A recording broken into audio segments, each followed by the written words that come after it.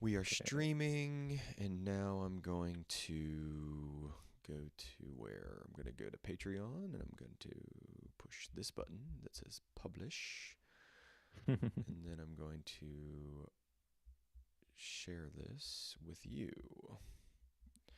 That way you can make sure it's working. All right. So this is the Patreon link, right? Yeah, it's the Patreon link, which will take you to the YouTube link, which will take you to all the jazz.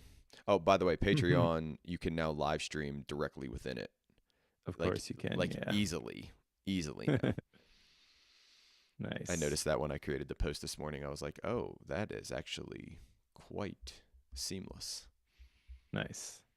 Yeah, this looks good. By the way, my the URL you've got underneath me, we could probably make that shorter if you wanted to just youtube.com/Mike Schmitz. So there's no at, no HTTPS, etc. Okay, I can change that for next time because that's just a graphic that I have Yeah, in there. cool. All right.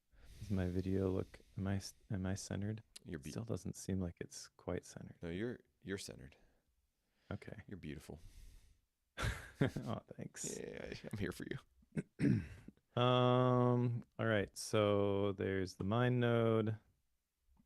There's the notes. Okay, I gotta grab this quick.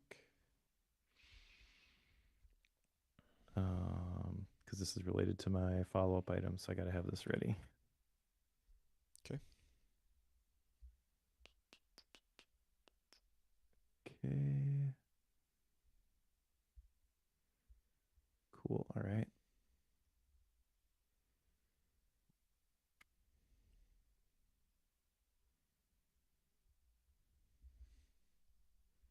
Sweet. All right, and then get that URL up. Cool. All right. I think I'm ready to push Me buttons. too. All right. Shall we count down? Yes, sir. All right. Three, two, one. I'm good. All right. So this is not part of the pro show, but I have a question for you, Mike. Yeah, What what's that? what camera should I get to live stream? I mean, I don't want to like have this like professional, insane, like red camera that I'm trying to set up in front of me. But like, what is an easy plug and play? And then bonus points if you can point me to a camera that I could possibly package up and send to people that I'm going to interview, and then have them send it back with like a shipping label. Oh man. Uh that is It's a very difficult question to answer. Good. Um I have like 15 follow-up questions, but I don't think this is the rabbit hole we really want to Okay. go down today. Okay. So I'm gonna try and make a general recommendation here for the Insta 360 link. Insta 360 link. I remember hearing about this somewhere. Okay, so this is not the link to, this is the link. And I heard about these because Jason Snell mentioned them on Mac Power Users. Okay, Okay. so they are USB-C cameras. They are AI powered as everything is. So you have these different, it's a 4K camera. It's got automatic tracking. I'm not using it as we're recording this show, but on my other desk where I do a lot of my like live streaming Mm-hmm. and like workshops for the library and stuff like that, I actually have two of them hooked up to my video switcher. One is just the straight on camera. So if you've ever seen that shot, you can see that. And it actually is a pretty good camera. It's pretty small. I actually have mine like hanging down in front of my monitor so I get more eye contact. Okay. But you can mount it on the top of your monitor and then plugs in with a USB-C. I've got another one which I have mounted as like an overhead thing because they are so small. So when I like open up the personal retreat planner that I teased, last time, I did a walkthrough of that on my YouTube channel. I set that up on the desk, press the button, I could still pick up my audio from the microphone that I was using, and then I can walk through everything and like it's a top-down view, so I can show the different parts of the Mm-hmm, thing on my mm-hmm. desk. But these are great, and I'm trying to see how much they are right now. I bought them when they had a big summer sale, so I think it was like $100. And there's some software that you can use to tweak it, but this is the best like plug and play one that I've seen. Yeah, There's one other one if you're looking for a laptop one specifically. That would be the Opal Tadpole. So the Opal C1 is this fancy webcam with impressive optics that I actually have one of those as well.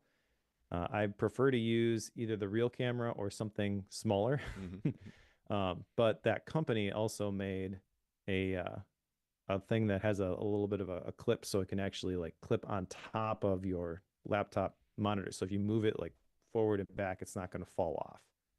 Whereas the Insta360 Link just kind of sits on top, if that makes sense. Mm-hmm.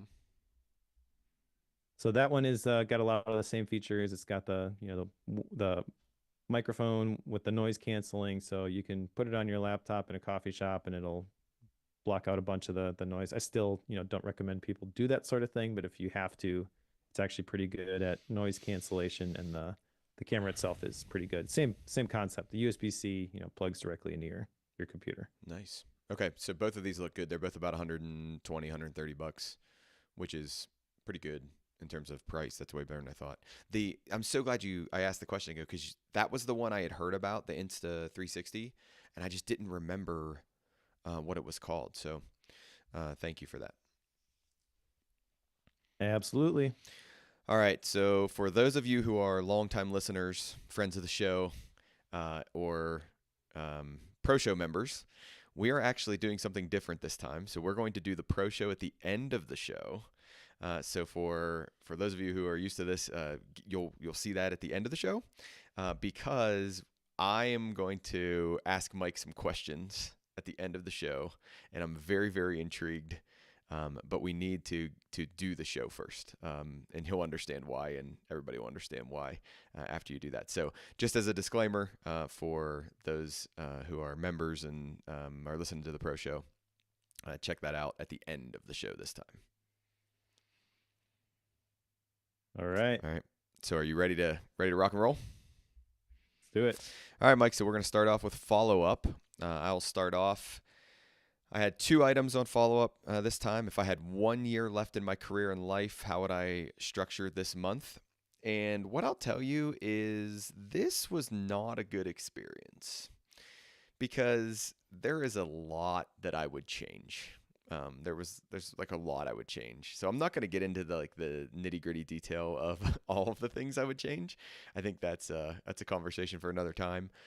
But doing it in its own made me really, really think about what am I doing right now with like day to day, hour to hour kind of a thing, and do I need to make some adjustments in life and in kind of the way I do things, the way I live. So that was not the most fun experience I've ever had. I can move forward, or you can ask questions if you want to. It's up to you. I feel like we just got to have big picture. Why was it so uncomfortable? Because like I just think I would do things very differently. I think that I'm, how do I say this? Not lazy. Lazy's not the right word. Complacent isn't even the right word. Those are too negative. But I'm comfortable where I am. And I think that if you gave me that timeline, that 1 year left in my life and my career, I don't think I would want to do the comfortable thing for the next year. I think I would want to basically, burn the ships, as they say. And I mean, just Hmm. go out guns a-blazing.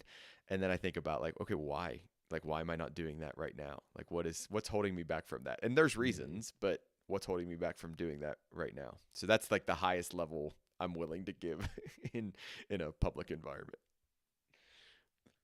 Wow. Okay. Is this related to the secret question you're going to ask me for the pro show? No, not really. No, it really isn't Okay. related to the secret question. It's more just a matter of, just think about, what you're doing every day and how you're doing it and what you would do different. So, I mean, like one of the things is like I would spend more time on very tall mountains. I really like spending time on very tall mountains, and I don't do that enough. So, how would I figure out a way to spend more time on very tall mountains? And then the problem that you have with that is, well, you have to work and you have to like do things. You can't just spend all your time on very tall mountains. But I would think about how would I spend more time on really tall mountains? So, Okay. yeah, yeah. So, um, okay. So my second one, Cool. my second one was to research a men's friendship group. I completely failed at this. I did not do this, and it's probably because, as I said last time, my semester's getting ready to start, and when my semester gets ready to start, it's kind of all hands on deck, and my life goes from like 0 to 150 really, really quickly. So I didn't research this one because I don't really have time to get involved in a men's friendship group right now, other than the one I'm already involved in, which we referenced in the last show, and that's the F3 group, which is like the exercise kind of men's hangout group that I'm part of. So that one's already kind of checked the box, and I didn't research any more. I can tell you that there aren't a lot from the little bit of research that I was able to do prior to our show last week or last time. There wasn't a lot of men's friendship type groups around the Denver area. So I don't know if that's different in Wisconsin, but that was kind of the most I was able to get on that. How about you? Probably not, but you should totally start one. That's the problem is if I want to do it, I think I'm going to have to start it, and I don't want to start it unless we go back to my first action item, which is basically if I have one left. But again, all of those mean I leave my current role, and I'm not really. That's not really realistic right now. You could start the Fellowship of the Really High Mountain Dwellers. The Fellowship of the 14ers Club. Yep. All right. So my action item was to do something to build a friendship. Proud to say I have completed the easiest action item I've ever given myself. Okay. So basically, what this was really just something to force me to think about reaching out to somebody who I typically wouldn't have. I get busy, especially now with soccer on top of everything else. A couple of our kids got roles in the fall theater plays, so our life gets real busy for the next couple months. So I had excuses, but I not only did this, but I also mentioned last time that I wanted to figure out some sort of system in order to do this more regularly. Okay. So I reached out to my friend Jesse J. Anderson, and I knew he was working on this app, which was going to help people with this exact thing. So I'll share the link here in the show notes, or for people who want to check this out. It's in beta, but he's given me access to it, and it's basically like a nice CRM, which kind of it's not as simple as it sounds, because you could be like, oh well, just set reminders to check in with someone, but you can actually set like, I want to follow up with this person every so often. Like you can choose the frequency, and you've got tags and things like that that you can use to group people together. And then when you reach out to them, you basically, they call it sending a wave, right? So you basically like have this system that is built to help you follow up and be a better friend, sibling, whatever. Like Mm-hmm. I'm hoping that you don't need this in order to connect with your spouse, but Yeah. the you can see the website is pretty well designed, and there's a lot of little things on here like no guilt, no pressure. One of Jesse's other apps that he had worked on, he's not involved with it anymore, was this app called Polar Habits, where like when you break the streak, it doesn't just delete everything. Good. He had this kind of cool mechanism built in there where it stopped building your progress quite as fast, but it didn't like completely wipe out all your momentum, because Jesse is he wrote a book on ADHD. He was diagnosed as an adult, so he's kind of had to figure some of these things out, and he's built these systems along the way. So he kind of built this as a tool for himself, and I think it's pretty cool. It is going to be a paid product, it looks like, and I have no idea what they're actually going to try to charge for it, but I can tell you from playing with it that it is pretty neat. And yeah, I'm going to continue to use this. I'm gonna hopefully keep this action item going. We don't need to follow up on it Yeah. again, Yeah. but I'm hoping there's enough momentum here that this just becomes a habit for me. Nice. And you said this is in beta right now? Do Yes. they have any do you have Yeah, any so idea on the timeline? link that I don't know, but they have started, I mentioned on the webpage, they have started sending out invites to the people who sign up for they call it a want list instead Mhm. of a wait Mhm. list. Mhm. So you can sign up for that if you want to get access. Like I said, the link will be in the show notes. Jesse is a friend of mine, and I like what he makes. Nice. Very cool. Very cool. All right, are we ready to talk about a book? I think so. Let's do it. All right, so today we are talking about the science of scaling, and the subtitle of this is Grow Your Business Bigger and Faster Than You Think Possible. It's by Dr. Benjamin Hardy and Blake Erickson. And what drew me to this book is this idea of growth and this idea of scaling. I'll, freely admit that one of the big things was we think about the engineering program at CCU and we think about how do we grow the enrollment in the engineering program. And I was like, well, it's probably not business like they're thinking about it like business, but it's definitely something that needs to scale and I need to think hard about how we help it scale. And it doesn't need to scale because, pure financial reasons. It needs to scale because the growth of the program is healthy. So that's what drew me to this. But then the side thing is something that Mike and I talk about all the time. Is like Mike and I are involved in these side projects. We're trying to create different ideas that we can communicate to people and they can use those ideas and share those ideas, and how do we scale those types of things as well. So I think this might be a little bit more on the nose with Mike and the stuff he's doing, through Practical PKM, but it was definitely applicable to me as well. So that's kind of what drew me into the book. The book is 3 different parts, 6 total chapters with an introduction and a conclusion. This might have been one of the fastest books I've ever read in my life. And I don't know if that's because of the way it was written or the structure. I mean, it was shorter. It was 100 and it was less than 200 pages if you don't include the appendix. But at the same time, I just felt like I burned through this one, and it was a really quick read. So that's kind of to set your stage, Mike. What were you thinking coming into this one? Well, okay, so I have read several Dr. Benjamin Hardy books in the past, and I own more than I have read. Um, I have always thought that the books that I have read, like The Gap and the Gain, were really good. And The Gap and the Gain, specifically, that one was co-written with Dan Sullivan.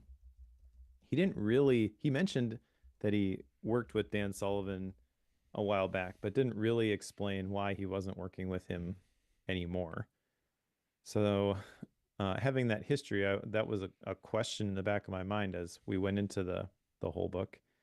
And I guess at the beginning here, I was a little bit skeptical. Anytime you've got a book that has the word science in the title, it feels like this has got to be heavily researched. There's got to be a whole bunch of case studies. And Benjamin Hardy's books generally tend to be short and don't go into that level of depth. Okay. So, yeah, I wasn't really sure what to expect from this, but I do like I've liked the style of the previous books that he's read. The Gap and the Gain, I think I've recommended that one probably over 100 times to people.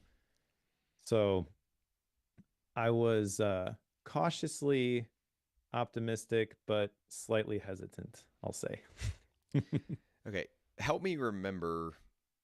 I don't remember like Blake Erickson being much part of the authorship of this book. Is that a wrong Oh, memory he of mine? wasn't. Okay. He wasn't. In Okay. fact, in the conclusion, they kind of get into Okay. that story a bit. But yeah, I had the same thought the whole time I'm going through this. I'm like, okay, so there's Dr. Benjamin Hardy, but where's this Blake guy? Yeah. Okay. All right. So I didn't remember that wrong. I was like, wait, I don't remember him. I remember it feeling like or seeming like a Benjamin Hardy book and Blake Erickson at the same time. they are they are the founders of scaling.com together, and I think that's what brings Blake Erickson into this, is the fact that they've Yep. done all this work together. And it might have been just one of those, hey, we've done so much together that I can't not include him, in the authorship of this book. Well, so kinda. He makes a very bold uh offer, which he gets into in the conclusion, which also Oh, is reminiscent of what Dr. Benjamin Hardy did, I feel like, with Dan Sullivan back in the day. So yeah, there's definitely some nuance to that which we should definitely unpack, but let's save that for the end if you're cool with my it. my brain totally blanked on that until you just said that, and I was like, I remember the offer now. I didn't remember the offer at first, Yeah, so we'll save yeah. that to the end. Okay, so Tony Robbins does the foreword of this book. I didn't think it was anything special. I thought it was interesting. Breakthroughs happen because you need something urgent and it's unreasonable, and those kind of things. But I didn't really get much out of the forward. I don't know if you did or not. No, so the Tony Robbins thing is interesting because Tony Robbins is like the biggest name you can possibly get Hmm. probably to write a foreword for your book, Yeah. but also like why? Yeah. What's the connection here? Yeah. I mean, obviously he knows Dr. Benjamin Hardy in some way, shape, or form. So I feel like rather than just a generic forward on like, hey, really scaling is important. This is, I've scaled the biggest self-development company in the world. It would have been cool to hear like a personal story Uh-huh. about him and Dr. Benjamin Hardy and how they go way back and this thing happened and that's why I've got to be the one to write this forward. It feels like the forward could have been written by just about Yeah. anyone. Yeah. I got the same vibe. It was written by Tony Robbins. Okay, so let's move to the introduction then. Introduction is called "The Science of Scaling." He kicks off with a story of the space race and President Kennedy needing to kind of push things. And really, this book reminds me of the thing we've said multiple times: is the tell them what you're going to tell them, and then tell them what you just told them. Like that's basically the nuts and bolts of this book. But if you're gonna do that on a topic called the science of scaling, shouldn't it be longer than 200 pages? Okay, okay, but it wasn't. So Yeah. my point in saying it was this whole first chapter is, here's what I'm going to tell you, and I'm going to use some examples, and I'm gonna give you that, and I'll give you the highlight of it. There's a frame, there's a floor, and there's a focus. Now, these are the three sections of the book. I told you it was a three-part book. Well, there's a part that's the frame, there's a part about the floor, and there's a part about the focus. Each of those has two chapters in them. The frame is what you see, it's based on your goals. The floor is what you filter out, it's defining what you don't do. And the focus is what you filter for. And that's the path and the partners and kind of the system that you develop in order to do things. Basically, that's the gist of the introduction, is outlining those things and saying, here's what I'm going to talk about. He makes the statement, the promise of this book is, if you, and this is, I think this is a bold promise, right? A very bold promise. I'm going to read it verbatim.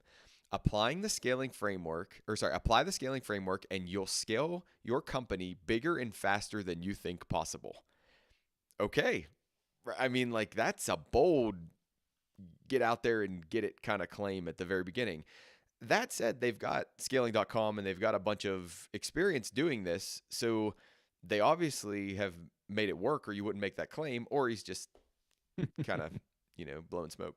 So we'll see what happens. But what do you think of it? What do you think of the introduction? Ah, man, I don't know what to make of this introduction. I can tell you I was not a big fan of the story. The President John F. Kennedy setting the impossible goal, getting to the moon first, forcing that direct path.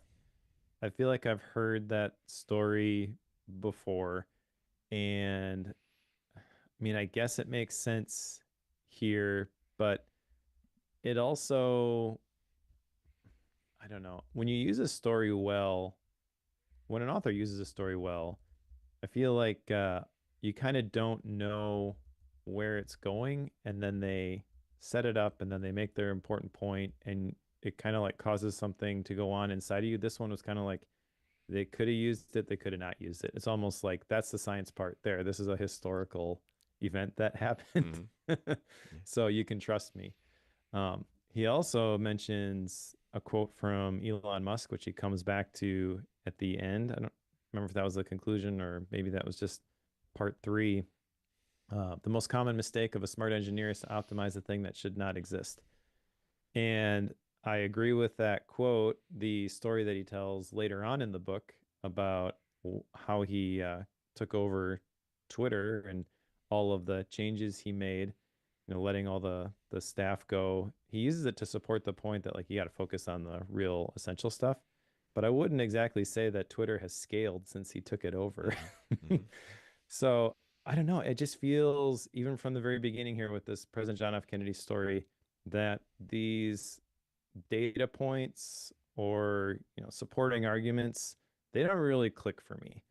Maybe part of that is because he's going to go hard on goals and the importance of goals. Your Yep. entire reality is filtered by your goals, and I'm on record as having issues with goals. I think he uses them and defines them and talks about them effectively in this book, and I think there is good that comes from having those sorts of things, and the idea of like setting these goals that are impossible to achieve, so it forces you to do something different. That is, I think, a powerful idea. It's also not original. It comes from another book that he wrote called 10x is easier than Hmm. 2x Hmm. with Dan Sullivan. Sullivan, Yeah. where the whole idea is like if you're going to do 2x, you can just get more efficient and optimize what you're currently doing. If you're going to do 10x, you got to completely change the way that you think about things. And that's really the point that he's driving at, and kind of the crux that he gets to whenever he shares stories of interactions he has with people. So I don't know what to think at this point, to tell you the truth. I think I like the scaling framework, the frame, floor, and focus. I Yeah. think those three things are pretty good. But other than that, a lot of fluff in this Yeah. introduction for me. All right. So you brought it up. I wasn't going to do it, but you brought it up. The most common mistake, the Musk quote of a smart engineer is to optimize the thing that should not exist. I have a fundamental problem with that, having worked as an engineer before, because I would at times be asked to optimize things and nobody cared whether I thought they should exist or not. Like Yeah. that's for the CEO, that's for the chief product officer, that's for like these people who are in much higher positions. They would then just tell me like, "Hey, make this the best thing that it can be." And like when I came back to them, or if I would ever come back to them and be like, "Hey, this is a bad idea. Like we just shouldn't do this." They would be like, "We don't care. This is what we're doing because I'm the chief whatever whatever." So I had a fundamental problem with that quote. I agree that in like an ideal world, you wouldn't do the things that don't matter. I agree with that. Like that premise makes total sense, but just it rubbed me the wrong way. So all right, we're belittling that, but like we should move on.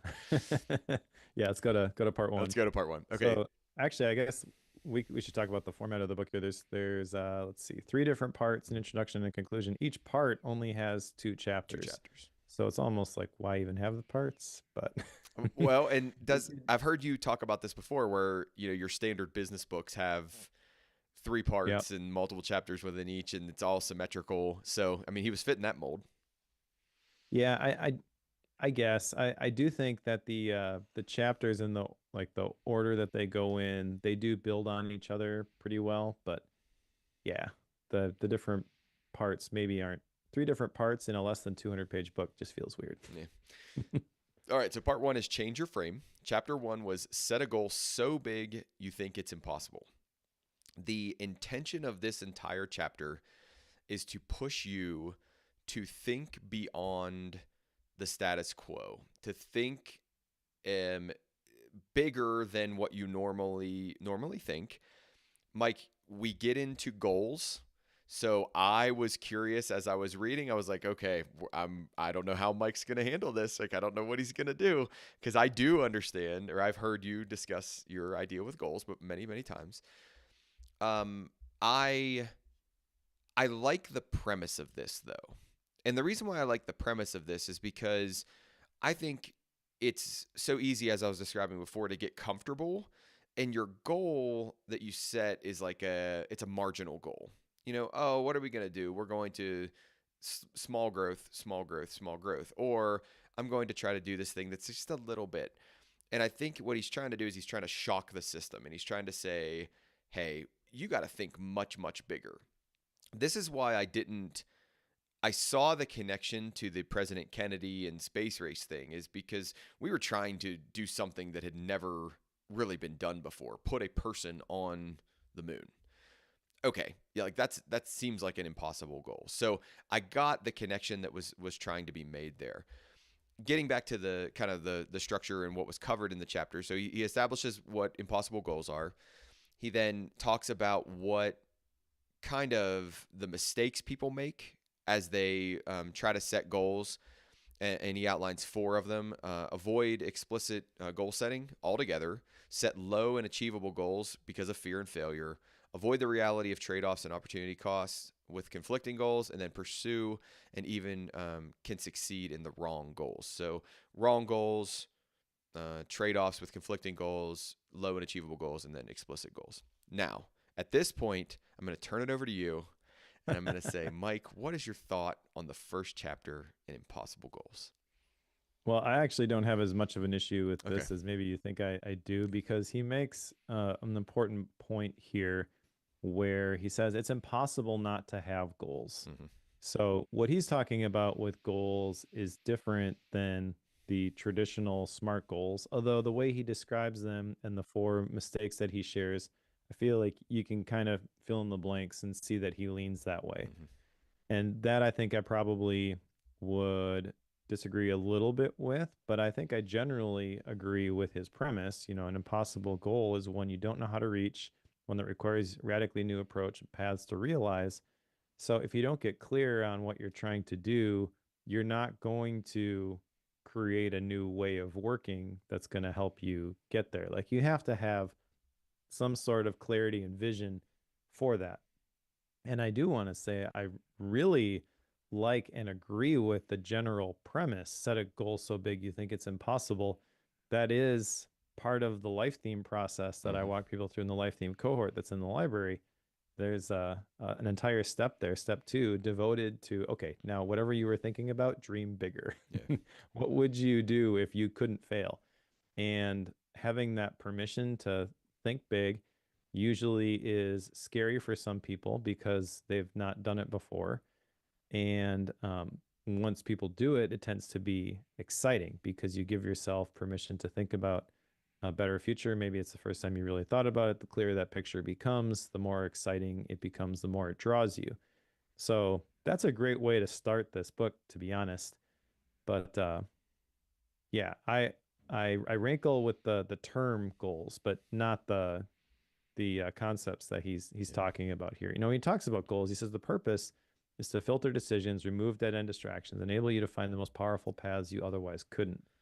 I feel like it's hard to disagree with that statement. Yeah. I think he talks about the fact that human behavior is driven by goals, and I think that's very, very accurate. But I think I would, how do I say, soften it maybe, or I would change it up to a little bit to say human motivation is driven by goals. I think we can go human behavior is driven by goals and habits. And like I think if we did that, that would make a lot more sense. But he's going to tie that in later on to the systems that you develop as well. So I True. think there's more connection there than he explicitly writes about. But that's like kind of where my change of thinking comes in. But I do agree. Like if I think about the things I want to do, I usually write them first as some sort of a goal that I'm trying to achieve, and then I think about like how do I achieve that in the everyday smaller bits. One of the questions I have for you, you said about the science thing. He describes a key point which I completely agree with. Choose the right metric to optimize for. It will, it's costly if you don't, kind of a thing. So you matter what measures. No, you measure what matters. I knew I said that wrong. So you measure what matters. He says that the research on impossible goals is clear. That for an impossible goal to be effective, it must be outcome or performance based. What do you think about that? I'm not sure. um, I think if you're trying to scale a business, you could be right. I don't necessarily think that that is the most important thing to be optimizing for necessarily. So maybe it's not always true, but yeah, I don't know. I don't like thinking about the outcome as much because you can't control it. And if you are focused on the outcome, what happens when it takes longer than you think it will Mm-hmm. is you get discouraged Yeah. and you feel like you just want to give up. I have been there multiple times in my brief stint as a independent creator. Yeah. And each time it's like you got to figure out, well, what do we actually believe here? Where are we actually going? I think that's really what he's talking about there is, have a clear idea of where you're going. And I don't think you need to have a specific outcome in mind, though. You just got to know these are the levers that I want to pull. He talks in the first chapter here about you can't scale a complex system. You do have to get clear on what are the things that are important. And I can tell you just as an example, as an independent creator, you hear people doing TikTok, hear people doing LinkedIn, and you're like, oh, I should totally be on that platform, But I really believe I've heard this advice from a couple different people. One platform, one customer, one product until you reach $1 million in revenue. Like you don't need to be everywhere. You need to really do a good job where you decide to be. Yeah. If Yeah. you spread yourself too thin, you're not going to scale, to borrow his terms. So what I've done is I've decided YouTube's my platform. Yeah. Doesn't mean I'm not going to show up on those other platforms, but they are secondary. They're nice to haves. If I have time, I'll dabble with LinkedIn because I see potential there. But my core growth engine is YouTube. That's where people find me. And then from there, I offer the free Obsidian Practical PKM Starter Vault. So they download the starter vault, they get on the email list, and that's the thing that drives the sales of the products. Like that is the simple version of Yeah. this YouTube email product. And I can tell you that just in like the last several weeks, I've been publishing a short every day throughout the month of August. And I have almost doubled my views. Um, the watch time is up quite a bit. The email list growth is up quite a bit, and I attribute that to just getting laser focused on, Yeah. forget all the text-based stuff. Video is my thing. YouTube is my place. What's the best thing I can do here and having that focus? But the goal is not, to get the silver play button when I hit Mm-hmm. 100,000 subscribers. I would love to do that. I think I will do that at some point.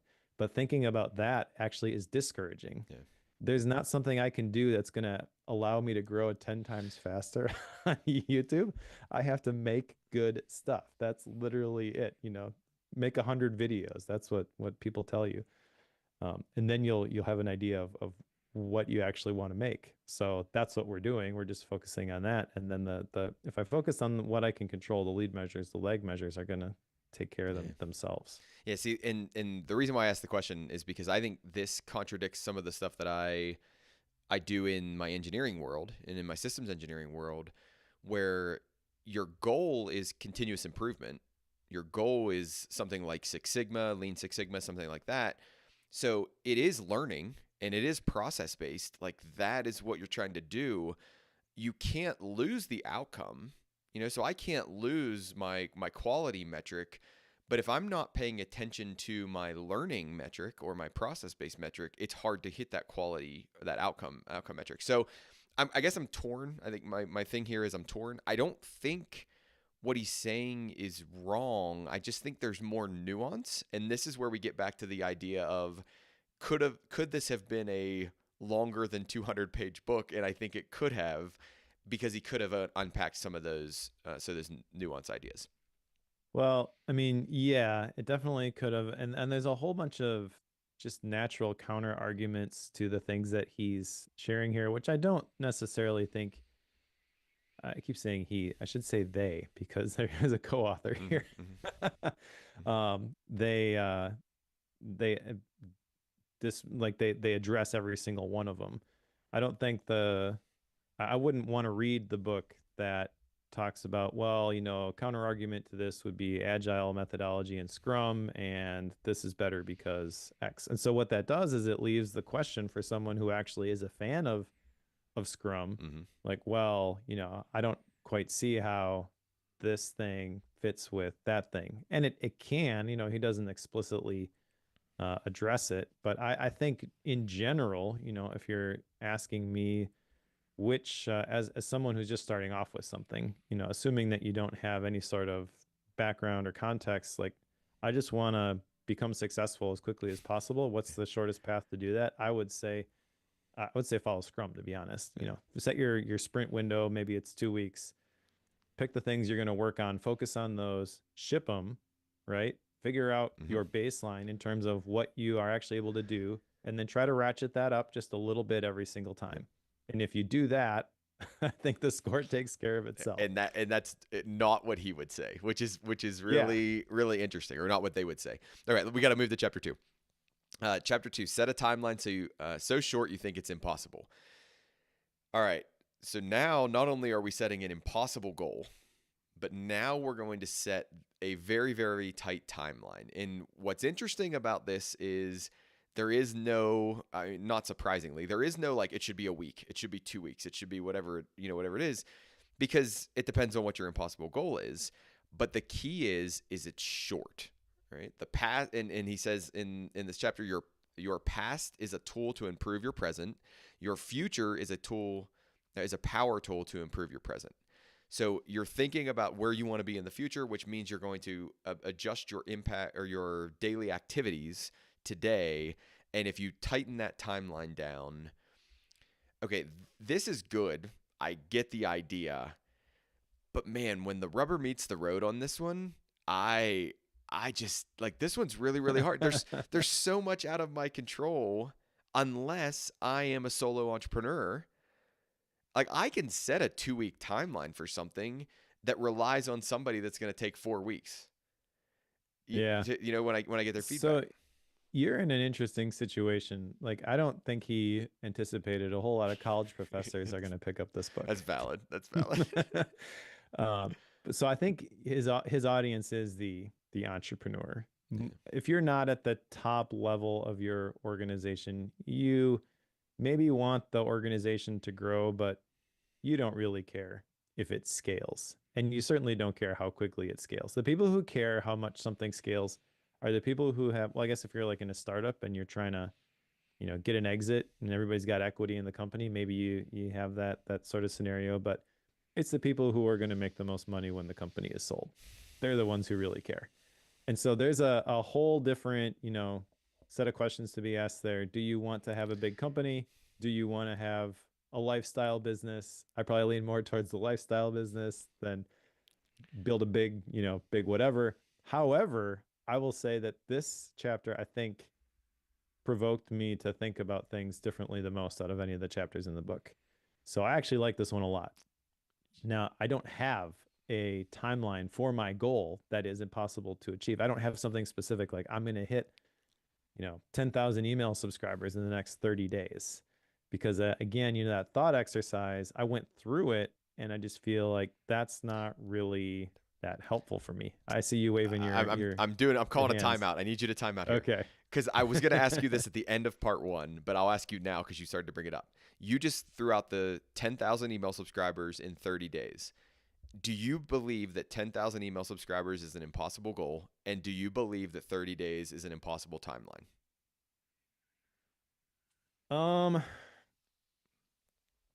Yes, currently. Okay. It's not it's not a truly impossible goal, which I think is kind of his point. Like you take this impossible goal and then you figure out how can we make it possible. But that's also not the one that inspires me to take action either. So I got a couple of nice notes from people after I shared some of the struggles that I was going through in the last episode. So just as a follow-up to that, I guess my like impossible goal would be something like all of the debt is paid off by the end of the year. And is that an impossible timeline too? By the end of the year, if you look at the graphs, yeah. Here's why I'm asking the question is because I went through this thought exercise in my mind, and I actually kind of had a hard time thinking of a goal that was impossible and thinking of a timeline that was impossible and being like okay with that or being comfortable with that. I didn't want to set it as an action item, but like I'm trying to get feedback from you as I think through like Yeah. is it like 100 students by the fall of 26? You know, like what is my impossible goal, my impossible timeline? So that's where this is all coming from. Like I just wanted to give you context. Sure. So I can just kind of walk through this, I guess, and you can poke at it and maybe figure out a way to apply this to your situation, I guess. But when I think about all that is paid off by the end of the year, the company is completely profitable from that point forward. I know that growing the email list is the biggest lever towards sustainable creator business that I can pull. If I just continue to do what I can to grow the email list, um, that's if I had to pick one thing to focus on, that would be the thing. However, there are other things that other possibilities that get opened when you choose a goal like a revenue goal as opposed to the number of email subscribers, which is actually more helpful in my situation because that's really what I'm after. So, what could I do to make more money?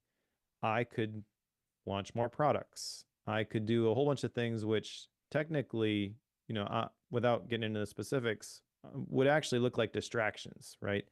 If I just, focused on Life HQ, that would be the thing. That's my biggest product. That's my signature product. But so I'm thinking about this revenue goal. It's like, well, if I just continue to sell Life HQ, that's not going to get me there uh, quick enough, right? So what are the other things that I could do for the person who Life HQ is, the ideal customer for Life HQ? Why are they buying it? They want to use their PKM system to do what? And I have actually the last couple of newsletters, I have teased a creator business accelerator, and I have a bunch of people who have clicked to join that wait list. Basically, I'm sort of feeling it out to see if there's enough interest, but early indications are yes, there is.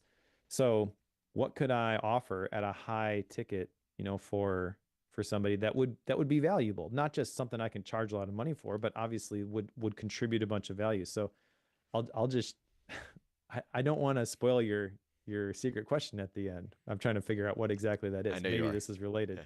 So you can tell me to put a pin in this, but this business accelerator idea, this would be a $1,000, $2,000, program because it would help people walk through all of the different parts of the process, pick a platform, pick a niche, show up, build an audience, build trust, sell a digital product. And ultimately, I would love to have some sort of guarantee.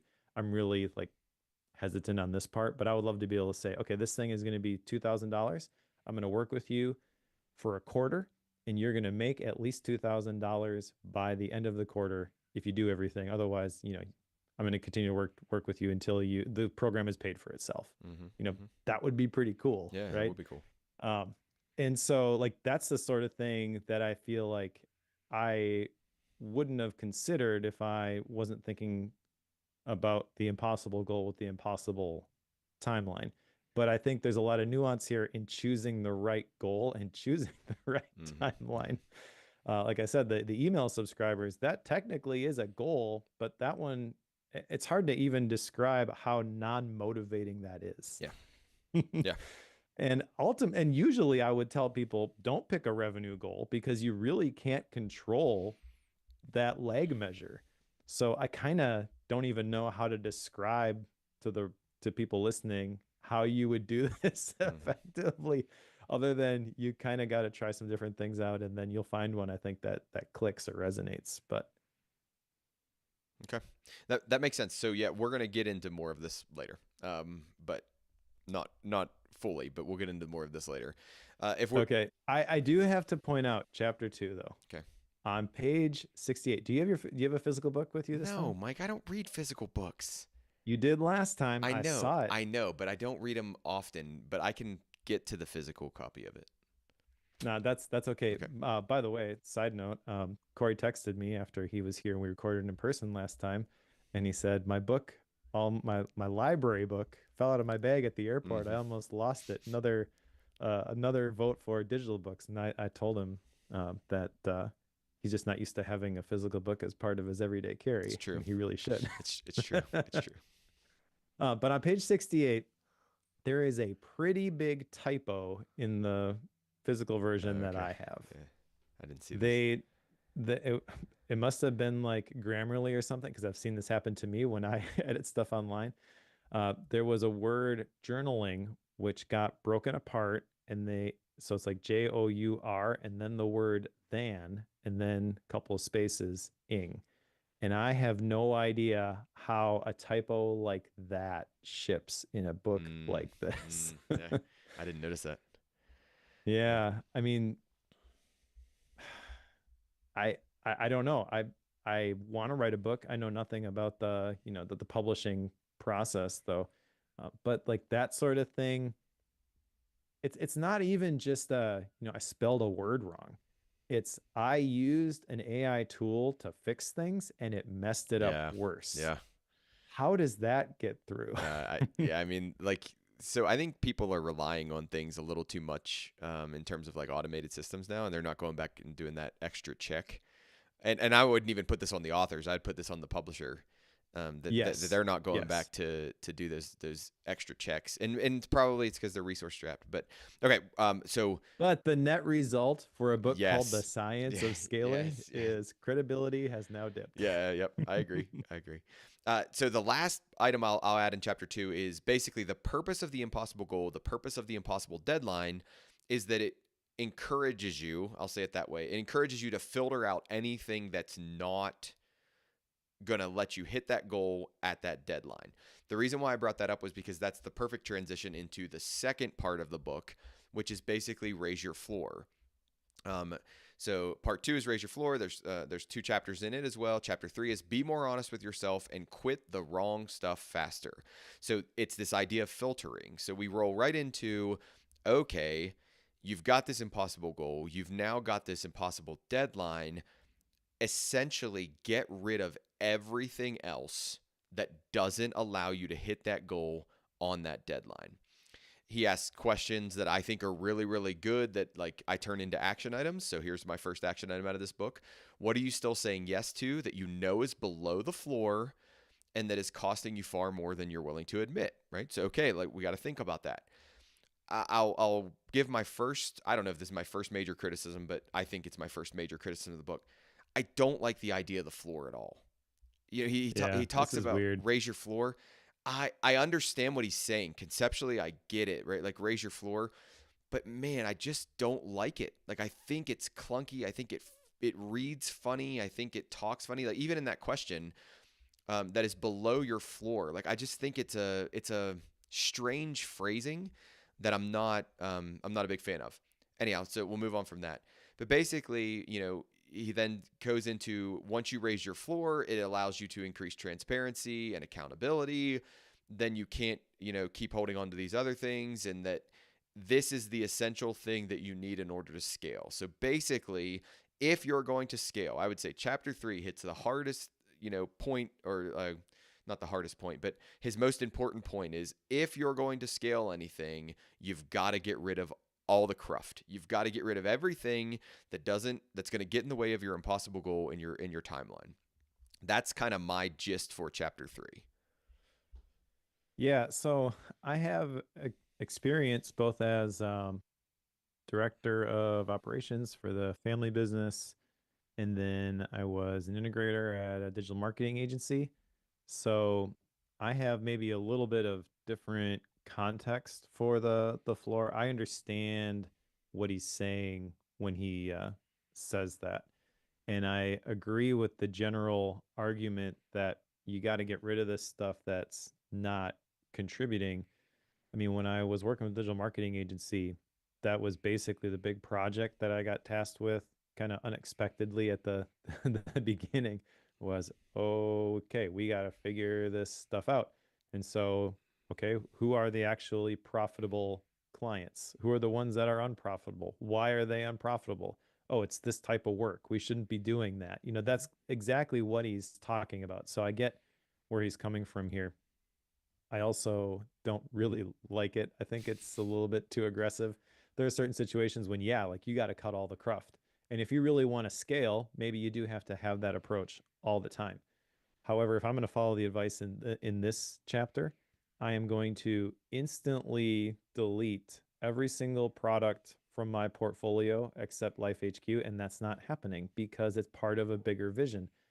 So again, there's another model that comes in here which seems contradictory to what he's talking about. It's not necessarily, but the way he describes it, it is. Um, I've got a couple different products, and I'll again just talk about my stuff as an example.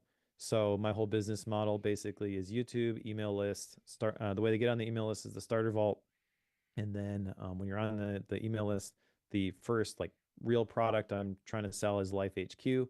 That's a one-time purchase, and then the thing above that is really the library at this point. Mhm. So the membership, the cohorts and things are part of that. The accelerator program would be something separate, but they're all going up in terms of price and hopefully value for the right person. They're not for everybody, but they are providing something for my ideal customer that can meet a need that they have at the next level Mhm. of their journey.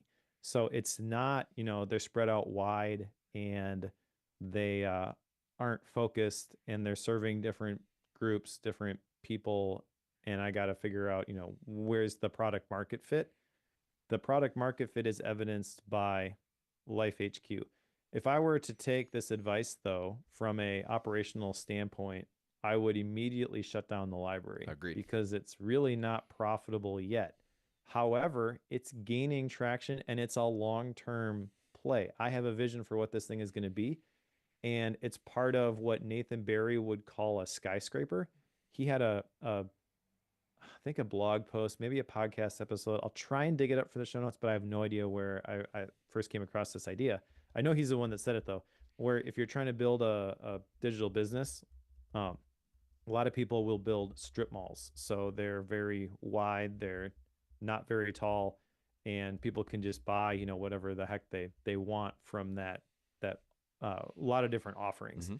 And he was advocating for a skyscraper where you are serving one specific person, but you are always providing them another level. And so that's really what I'm trying to do for people who want to use PKM to be creative. And I would argue the more I get into this creator world, the more I like it. The more I see that it actually aligns with my personal story where I didn't think I was creative and now I do it for a living. Like Mhm. I want to help people do that sort of thing. I struggle a little bit with the imposter syndrome because as I mentioned, I'm still working through some stuff, but I have on the other hand, like I've done the thing and I have the and when I actually make a list of, what have I actually accomplished, there are things I could put on that sales page that are pretty compelling. I just have trouble focusing and saying that because I'm in the middle of it right Yeah. now. Yep. So that's my thought about this is like I think it's generally maybe good advice, but it's specifically for me not the right advice for me. Okay. All right. So this is good. I'm gonna give a counter to this that is very different than the context you're in. I am thinking about scaling from a increase the enrollment in the engineering program perspective, right? How do we scale that? And this stuff starts to immediately break down, right? Like get rid of everything. I can't get rid of everything else. Yep. I literally cannot get rid of everything else. And then if I did get rid of everything else, now the only thing I'm focused on is scaling the engineering program. And I'm going to tell you, that's kind of boring. Like that's not the most exciting thing I've ever thought of in my life. Would would that be the best thing for the CCU engineering program? Yes, it would, right? Like that would it would be great. I shouldn't say the best because I need to definitely do my teaching, because that's serving the students that are there. But do you know what I mean? Like this is where this starts to break down for me. And you had said it before. I don't think I'm the target audience for this, but it's important for different audiences and getting perspective on different audiences as you think through these different things. So I just have I like the idea. If you could just get rid of everything else except be laser focused on the impossible goal and the timeline, yeah, I like that idea. I just don't know if it's that realistic for people that aren't in the C suite of some small to medium sized organization. I Yeah, and that's the challenge with this book is that it is hard to generalize, I think, but it's in the subtitle. So it's not, deceptive. Grow your business bigger and faster than you think that's possible. valid. That's And that is not to say that the concepts cannot be translated, but yeah, you're going to have to figure out how to apply it in your yep. situation. And I think the general advice is probably more directly addressed by people like Cal Newport, maybe, Mm-hmm. where he talks about deep focus and slow productivity. And like the biggest argument or comment that he gets on his podcast is, well, that sounds great, but I don't have control of my day. I'm not the decision maker. So how do I apply this? And he basically says, start where you are with what you Yeah. have and carve out little places where you can apply the principles. As you start to gain some momentum, you do the quality work, you'll get more leverage because people won't want to lose you. What you're doing is working. And I think there is a path for that sort of thing here. So if you were going to own like one small piece of the engineering project portfolio and just control that, that would be the place Yeah. where I would say, okay, let's get laser focused on this is the one thing. Because you can always break it down and you can always roll it back up. Really what you want to do is distill it down into the simplest thing to focus on and then just really do whatever you can to move the ball Yep. forward in that specific area. And then once you get some results, you can figure out how to maybe apply that a little bit more Yeah. And, broadly. and But it's frustrating when you're feeling resistance on every side. I get well, that. and he's not the only one talking about this. So I have a social media post from Sahil Bloom, who we've read The Five Types of Wealth before, and he talks about um, basically go dark for a month. Get rid of everything else, disappear, think deeply, eat simply, don't explain yourself, turn off all notifications, focus on one meaningful pursuit for an entire month, and you'll gain.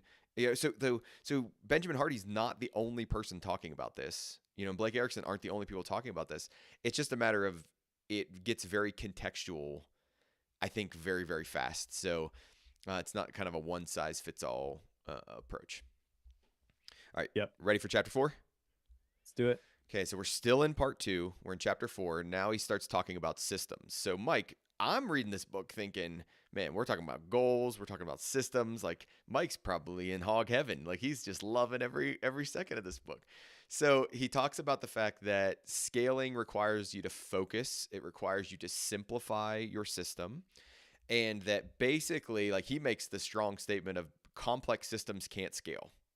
So, I mean, he's just outright like, if it's a complex system, get it out of there because it's not going to scale. You need to simplify, simplify, simplify. He talks about pivoting as a form of simplification, and I thought that was a really, really cool way to do it. He has a Warren Buffett quote in here, which I thought was great. But the difference between successful people and really successful people is that really successful people say no to almost everything. And I was like, oh man, like that's a really interesting quote. But I would also say that they're also probably really successful in like that one tiny thing because they've said no to everything else. So you got to define what success means for you. What else? I think those are my major highlights here. He gets into more of like talking about raising the floor. So how do we raise that floor? And he outlines 3 different things to ask yourself. What are you optimizing for? What are you currently saying yes to? And then what pathways are you still investing yourself in that are ultimately dead ends? And I think those are 3 good questions. Like when I think about, a retreat, or when I think about a focus session where I'm trying to re-up and figure out what to prioritize, those are 3 pretty good questions for me to consider. And I think honest answers to those would push me forward and allow me to kind of reorganize my thinking. Yeah. The action item I jotted down was, what am I optimizing for? Which is a question, to be honest, I have heard before and I have asked before. I'm not sure I ever actually heard that directly from another source, but I have definitely used that many, many, Mm-hmm. many times. I love that framing because it's not, what are the things that we should be doing? Because then you can make a list that's 500 things long, but you can only optimize for one thing. Mm-hmm. So, what am I optimizing for? That's the clarifying question. And then everything else is kind of like I said earlier, nice to haves. If I have extra resources, I can throw it at these things. Although maybe he would say no, just put everything you have, put all the wood behind that Yep. one arrow, and just focus on that. But I do like those questions. So I think the way he's thinking about these things in this chapter, I really, really like. I actually like the idea that systems are designed to defend the system. Mm-hmm. I thought that was good too. it's it kind of communicates the fact that the system is well. He also says that all systems naturally become more complex. So you sort of have to fight against this. It's not, well, there we simplified it. Now we just have to maintain the status quo. Like you always have to be thinking about these things, which I think is important. I do agree a lot with the idea that a system has to be simple before you can scale it. And I love the definition of simple and complex that he shares here. So I actually preached a message at my church with this as the crux of it. Okay. I'm So I thought these intrigued. were great. Simple comes from the Latin simplex, one fold or unentangled, and complex comes from the Latin complexus, which means braided or twisted together. So when you have something that is simple, there's nothing else that's layered into it. It Mm-hmm. is, the core essence of the thing. And the more you try to layer on top of that, the more complex something becomes. And really it was just the message was just keep it simple. Yeah, yeah, yeah. And I think that applies in every area of your life. So I like that emphasis on like keeping things simple. And just as an example, I guess, of like the struggle of this for me, um, I go through these phases where okay, this is what I do, this is the process, and as I go through my week, I got to make sure that I'm recording the YouTube video on Tuesday so I can give it to Max on Wednesday so he can get me a first cut by Friday so we can go back and forth on frame on Monday and Tuesday. I can get back the final one, edit it all on Wednesday, publish it on Thursday. Like that's generally the timeline. That has to exist alongside of we record Bookworm every 2 weeks, Mm-hmm. and there's a process for that. We record Focus every 2 weeks. There's a process for that. I send out the newsletter every week. There's a process for that. So those processes, you can get it down. It's like, okay, so this is kind of what this requires now. We figured this out. I know what this is. But then there's always the tendency when the results don't come fast enough to, well, I should add one more thing. I should add one more thing. Someone did this and they mentioned that, it 10x their email growth. So I should totally just do this thing. And you really got to fight back against that.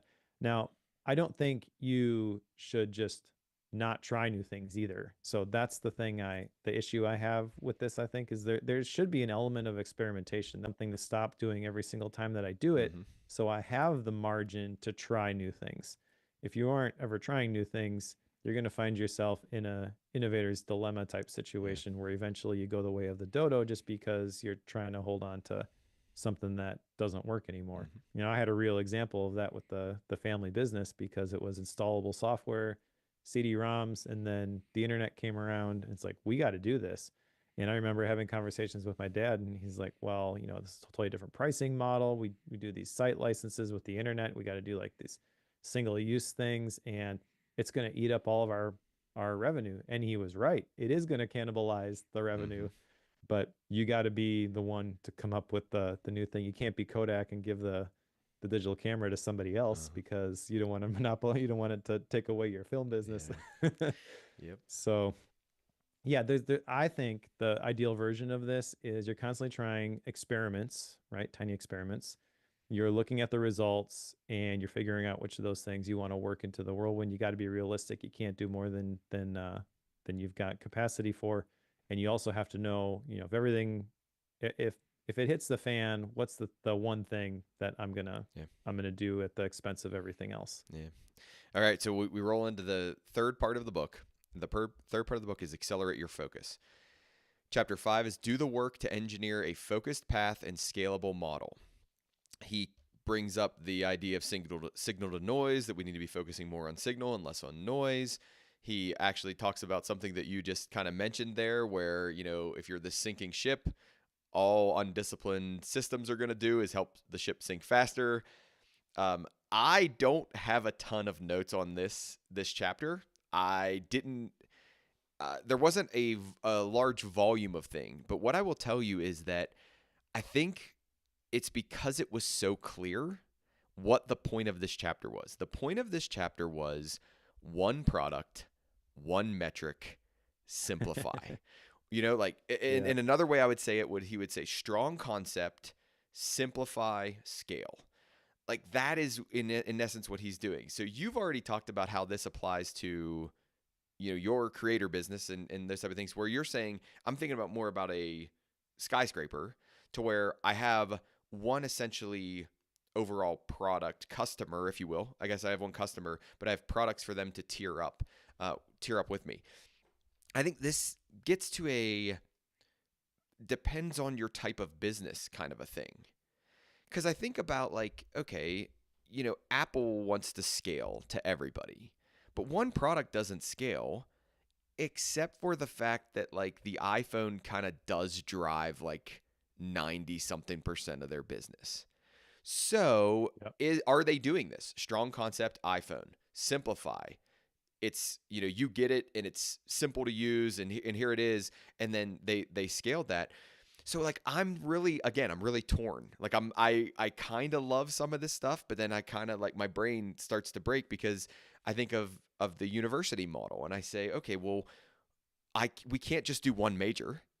Like, like, we're gonna Yeah. oversimplify that, but you know we are degrees. So what is our one product? Our one product is you come out and you get a degree. And but is that our product, or is our product that 4 years of learning experience? And, like, my brain starts to Yeah. get real So jumbled. I would break it down a little bit further than that, I think. And I'm glad you brought up Apple because, in my opinion, no one has done a better job from an operational perspective than Tim Cook has. The iPhone was invented under Steve Jobs, who there's a lot of stuff that he's famous for. We're only going to have four products, and Focus is saying no 1,000 Mm-hmm. times. Mm-hmm. But I think the thing that Tim Cook has done, and you can see it if you listen to all the Apple podcasts like you and I do. Mm-hmm. There are people who get upset Yeah. at him because, oh, he doesn't care about the Mac or he doesn't care about this. And there'll be years that go by where, oh, we still got these stupid butterfly keyboards. Like, when are they ever going to fix this? But one by one, those things have been addressed and those arguments go away, at least for a period. Mm-hmm. Because in my opinion, Tim's thing is he's got to figure out how to manage all this stuff. And yeah, if you had to pick just one product, it's the iPhone. But the iPad is a successful business. The Mac is a successful business. And he's prioritized the resources of the company for the iPhone, but also all the other products, which are really like their own separate business units. Like, they have their own one thing, Mm-hmm. I would argue. Mm-hmm.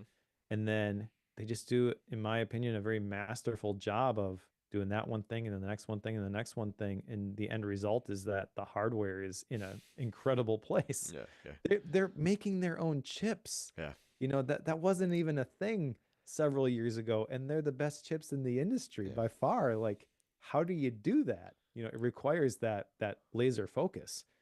So I think it's possible to do this in a broader context. You don't just have to have a single product. You don't just have to have a single offering. But the key here is that every person in the organization does need to have a single metric. Yeah.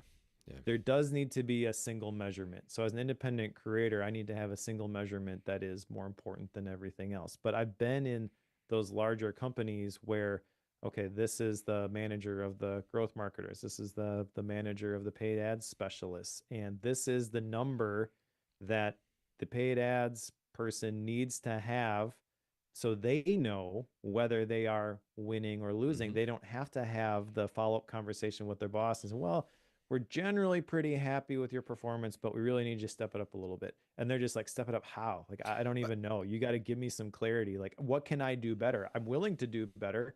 If you have A players in your organization, like they want to crush it. yeah, They want to know that they're doing an incredible job. But a lot of times they just don't get the direction that they need in order to feel like, okay, I can focus on this thing because it's the most important. And it's the CEO or the person at the top's job to make sure that this number and this number and this number, when everybody does those things, that they align yes. for the organization. And the bottom line is, whatever the one metric for Apple, revenue. They're the most profitable company in the history of the Yeah, world. So yeah. yes, Tim Cook has won. Well, and I don't know if you meant to do this or not, but you hit it on the nail on the head. Is like, Mike, I can't tell you what my one metric is. Like, I have Yep. no idea what my one metric is because I There are so many places that you can't do that. That's the biggest thing. Whenever I would work with a company or organization, like, okay, let's build a scorecard. Like this organization over here, this subdivision over here, like what are they working on? What's the most important thing for them? Well, what's the one number that represents whether they're making progress in that? Nobody knows. yeah. And just creating that scoreboard and assigning everybody a metric, I can't tell you how much that Well, helps. it would clarify so much stuff because I don't know if I'm going to prioritize my time. I don't exactly know how to do that right now, but that one metric allows me to prioritize my time.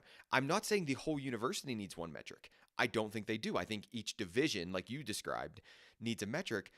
And this is a fun conversation because it gets into the things that I think the extension of this book, which I don't think Benjamin Hardy and Blake Erickson were trying to write, but I think the extension of this book is what does this look like for not just solo entrepreneurs or small business entrepreneur, type people. And I really think they're trying to hit the small business entrepreneur type people. Maybe, although an argument could be made that maybe they're not even going after the small businesses. Maybe they're Uh, going after the big businesses, but that is a much smaller audience. So the majority of the businesses in the world are small businesses. You're probably right in that. yeah. Okay, let's go to chapter 6. Build something that can scale beyond yourself. So now we're talking about this idea of, okay, you are a bottleneck in this system. How do we overcome the fact that you are a bottleneck? He talks about this idea of super who's, and they're these people who can do a thing, and when we find them and they're experts at this thing, we need to grab them and attach ourselves to them and just let them help us scale what we're doing. In here, he talks about the fact that we basically need to incentivize these people.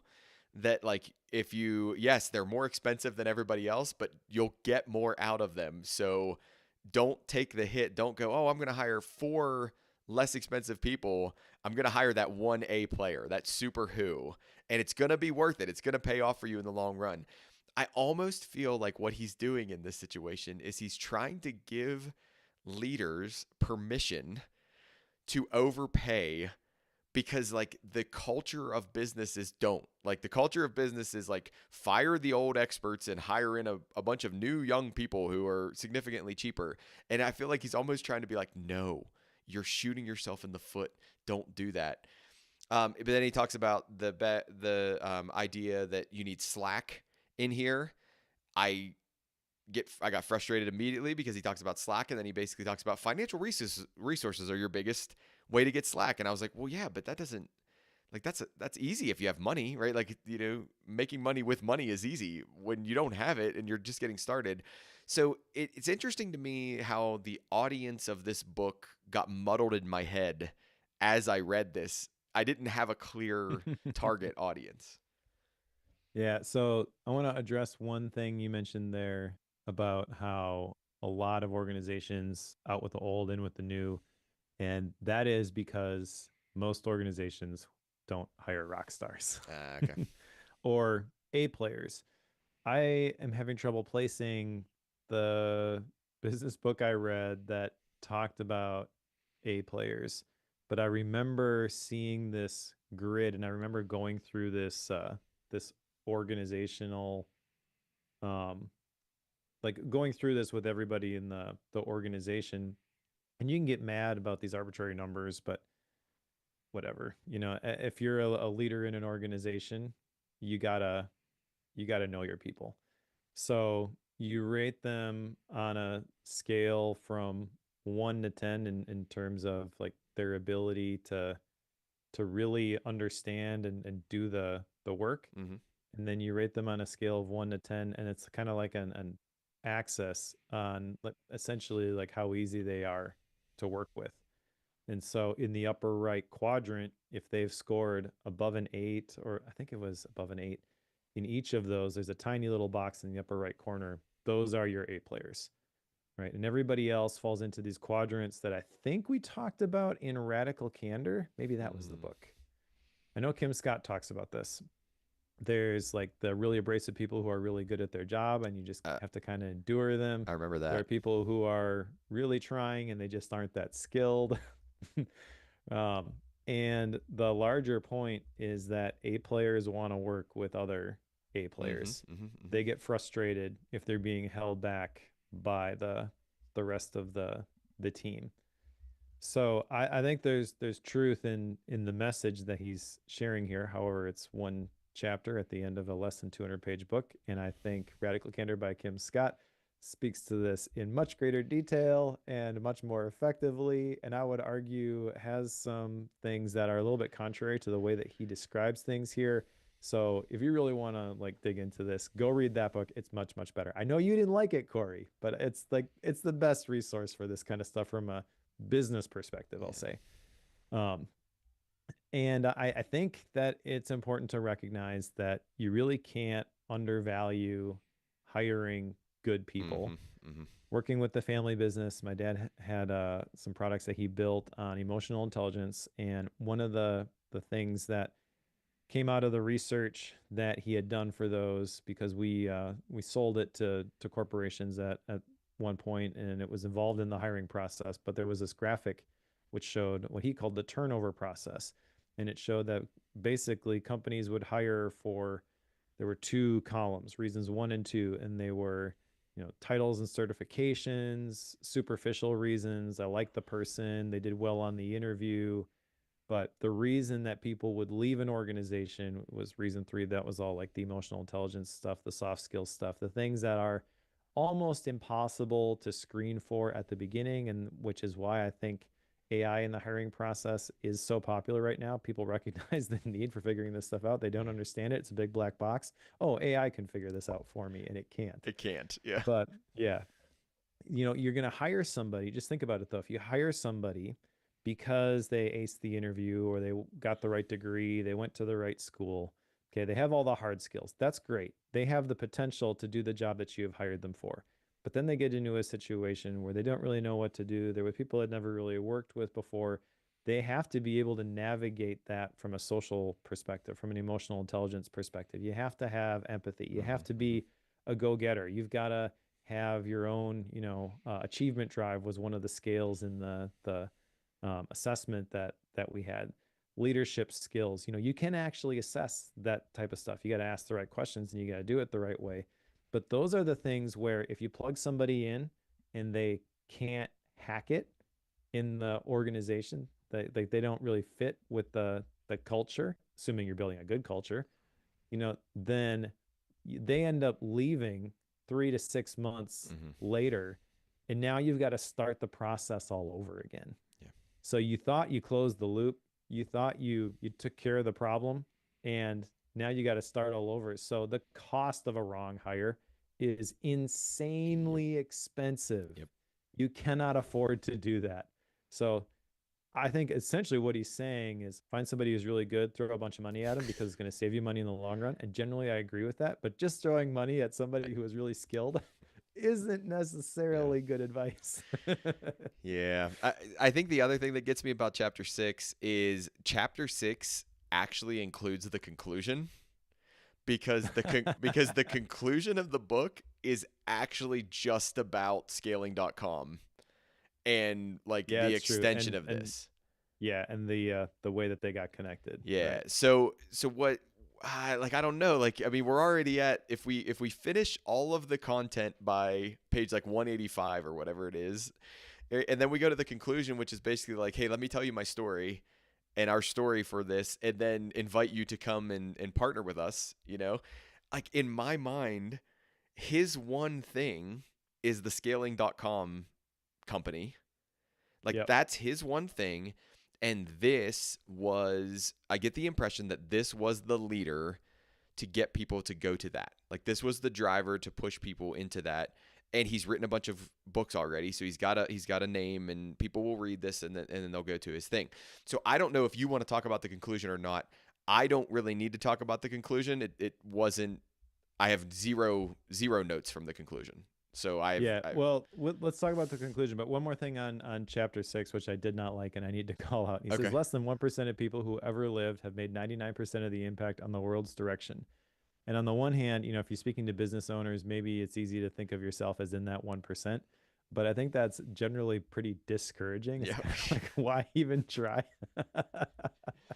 I hadn't thought about that, but you're absolutely right. It's like, well, I'm not going to impact the world. Doesn't really matter. Yeah, yeah, exactly. Okay, so now we can go to the conclusion, and I do want to talk about this because this is where the story comes in from the beginning, Yep. and I think I have a little bit different context with this because I've been watching from afar his relationship with Dan Sullivan Mm-hmm. for many years. So Dr. Benjamin Hardy, before he was doctor, I think, wrote some books which I own but have not read. And then when he joined up with Dan Sullivan, I was familiar with. Dan Sullivan has a company called Strategic Coach that the visionary actually is CEO of the digital marketing agency that I worked at. They're the ones who introduced me to this concept, and he was a part of the mastermind. He would go to Toronto every quarter to meet with other big business owners. He would always come back really excited, a whole bunch of clarity, and talk through things. I'm like, yeah, that makes a lot of sense. So I definitely saw the value. Dan seemed like a really, really smart guy. He's a little bit weird. He thinks he's going to live to be 150 or something like that. I remember hearing him say at one point. And, on the one hand, set an impossible goal, do what you can to hit it. I'm sure that net result is you live longer than you would have anyways and have a higher quality of physical health than you would have anyways. But so I just share that, take it with a grain of salt. But the whole idea of the gap in the gain, that comes from Dan Sullivan, and it's a really powerful idea he's been teaching for years. So Dr. Benjamin Hardy comes along, gets connected with Dan. It's kind of like, how did you get connected with Dan? Why are you working with Dan? Dan doesn't really need you, but you've now co-authored a book called The Gap in the Gain, which is totally Dan's idea, but your name is on the cover. And I always kind of in the back of my mind was like, how did he swing that deal? Mm-hmm. And he admits in that book, not admits, but like he mentions in that book, like this is Dan's, idea. I'm just the one who helped him turn it into a book project. But the bottom line is that if Dr. Benjamin Hardy had not been there, I'm sure Dan Sullivan had the resources Mm-hmm. to find somebody else to help him really publish the book if that was really something he wanted to do. But he didn't. He worked with Dr. Benjamin Hardy and put his name on the cover. So Dr. Benjamin Hardy now gets approached by this other guy, Blake Erickson, and essentially does the same thing. That's what the conclusion is about. Dr. Benjamin Hardy mentions it's written from his perspective. He's like, Blake comes up to me and he's like, so I think we could, make this company and work with these different companies and help them scale, stuff like that. But in order for that company to be a thing, I gotta be on the cover as a co-author. Dr. Benjamin Hardy is like, but it's my book. I wrote it all. Like I could publish it without you. And then he's like, oh, I see what you're doing there. Yeah, that makes a lot of sense. And then basically just like pays it forward to this guy. So I like that element of this whole bigger picture. I think that's actually pretty cool. That Dr. Benjamin Hardy is really willing to stake his reputation on partnering with this new person that haven't heard of before. And I think if their goal was to continue to write books, Blake Erickson would be the one that in 10 years is the one that's writing these books. That's the pay it forward pattern that I see here. However, I don't think that's their goal. Mm-hmm. Looking at scaling.com, it looks like they want to be business consultants for businesses that want to scale. So that makes this book then a business card. Mm-hmm. And it completely changes how you think about the content in the book. It's Agreed. kind of like if you go into it thinking about that, oh, now I get why you did that, Mhm. right? And everything that you've kind of read up until the point, if you don't know what scaling.com is, it's kind of like, well, it seems like good information, but kind of weird that they package it that way, or kind of weird that they're approaching it from this direction. So I don't know if this is positive or negative, to tell you the truth. I think on the one hand, you really shouldn't discredit the ideas. The ideas in here should be able to stand on their own merit regardless. Mhm. But it does kind of leave a weird taste Oh in your yeah. mouth. You recognize that scaling.com, what is that? It's not resources to help you scale. It's a landing page. Yep. You put in your email and they may work with you if you give them enough money. Mhm. Like that feels weird. And that's the part that I struggle with a little bit, because as much as like Dan Sullivan has these really high level paid coaching programs, he's got a website with a whole bunch of free stuff that he has had forever. Like I remember one of the things that you could download was this impact filter. It's basically a PDF where you're trying to make this decision, you're not sure what to do. So you kind of work through it, gives you clarity, and it's like, oh, okay, yeah, from a business perspective, this is the thing that we should do. Right. So maybe it's just new, they don't have it up there yet. I know the book is new, but yeah, No, maybe it's because I'm not in a position to actually work with them. Maybe if I had the resources, yeah, your message is right. I just need somebody to help me do this. I'm gonna throw a bunch of money at this problem. You guys help me do it. Maybe I would think a little bit differently about it, but very weird conclusion to me. I agree completely. It almost feels like the rug was pulled out from under you. And the Mm-hmm. thing I struggled with is I actually enjoyed the book. I told you, like, it might have been one of the fastest books I've read in a really, really long time. It's not because there's pictures everywhere, people. Like it was just Yeah. like I was like powering through it. I was kind of jiving with what we were doing. I was trying to apply it to my life and think about it, and I was trying to apply it to Mike's life as I'm thinking about it, because that's what we're going to talk about. And then you kind of no that's not what I meant. I meant that's what we're going to talk about on the main show. But then you get into this and it's like, well, hold on, this was really just like a 185 page one pager for all of the businesses who you want to work with, and like they're going to read it because your name's on it, and then they're going to hopefully click through, and they're going to, and it just, I don't know, like I just have a strange feeling about it. But it doesn't, like you said, it doesn't necessarily discount what was said in the book or this framework. It just feels funny. It just kind of felt weird.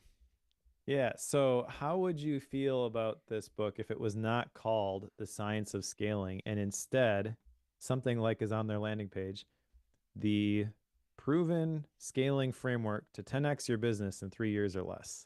uh, yes, that would be better. I feel like it would be I more agree. forthright. I agree. Yeah, more upfront. It would come across as the precursor to working with you.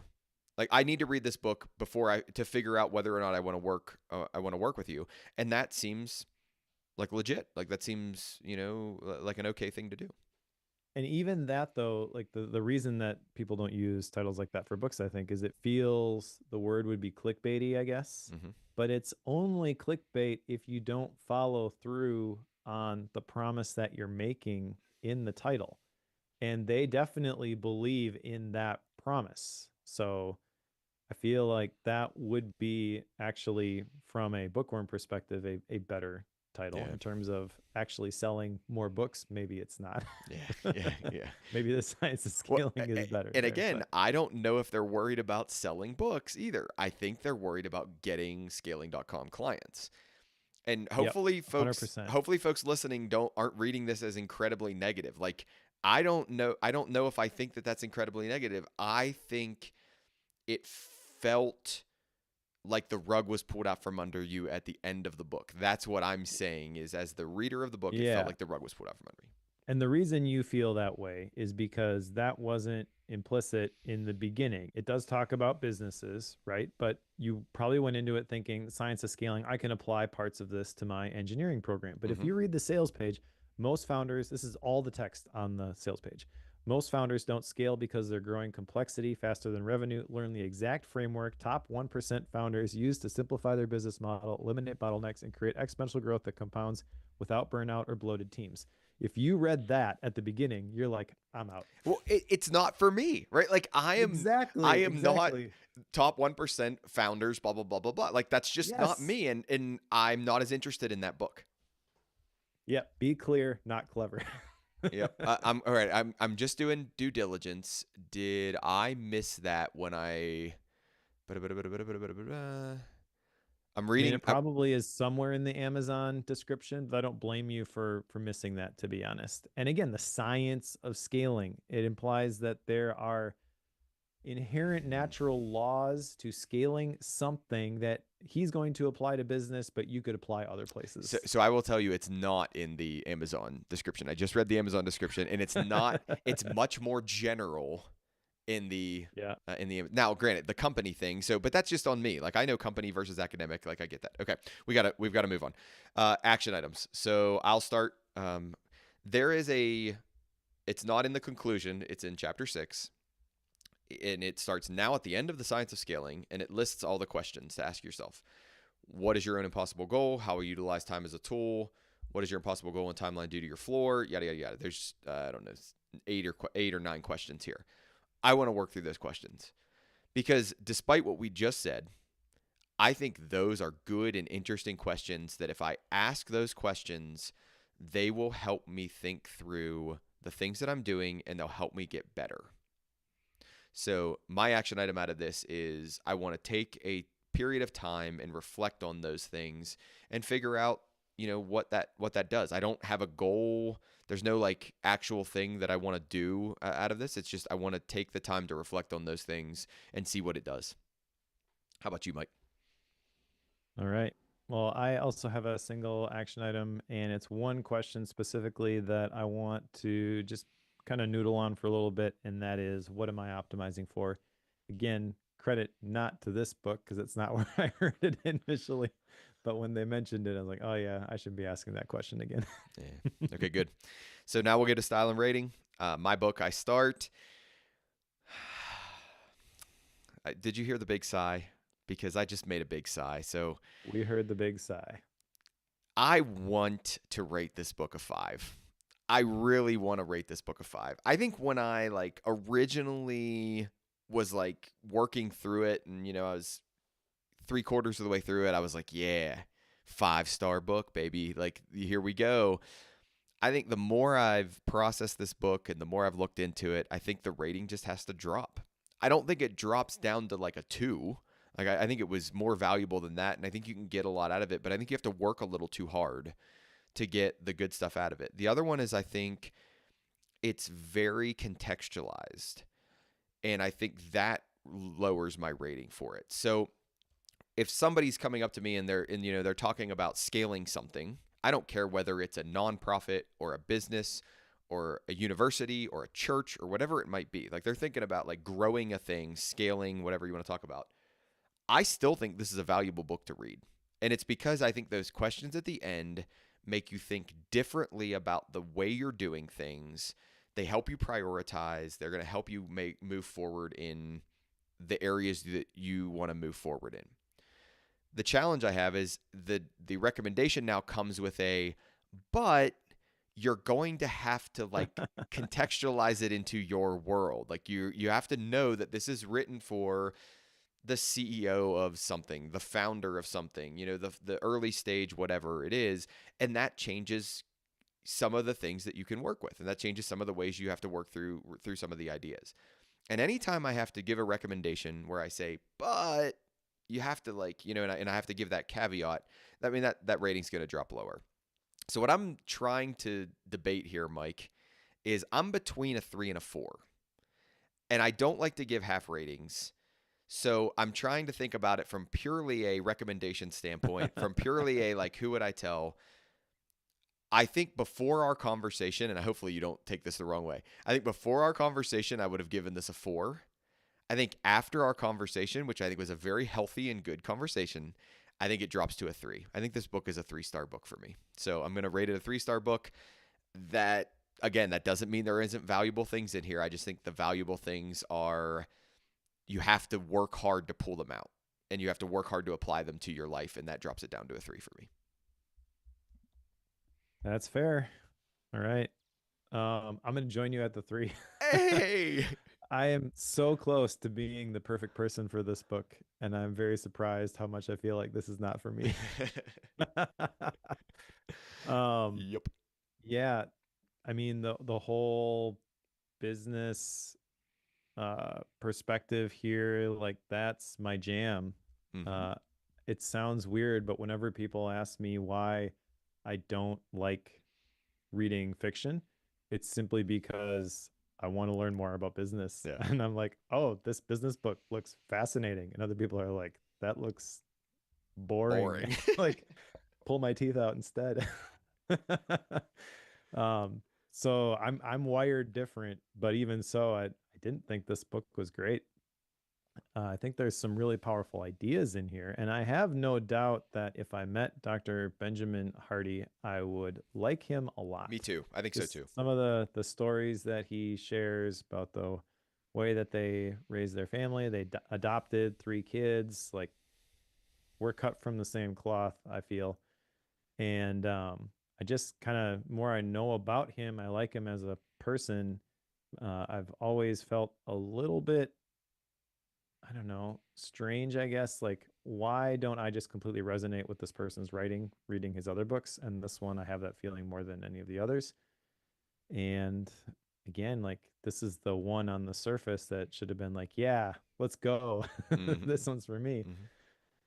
I yeah, I think it's okay. I think it's I think it's decent, and I would generally recommend it for people who are interested in the topic.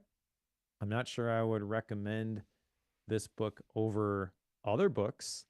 You know, if I had a business owner who really wanted to get clarity on their business systems, I would not Mm-hmm. recommend this one. Even though their goal may be to scale their business, I wouldn't recommend this one. I would probably recommend something like Pinnacle.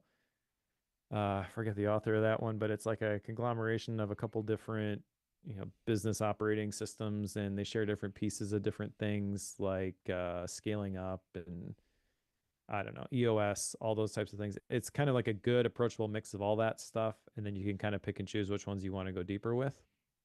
So that was a really good book that was recommended to me by a business guide at one point, and I feel like that would be way more helpful for the person that this book is really intended to serve. However, I get where they're coming from when they create this, and I think if they're trying to get people to work with them, they shared just enough information here for people to feel like they understand the process. It probably significantly decreases the length of the sales process for them when they actually talk to these people.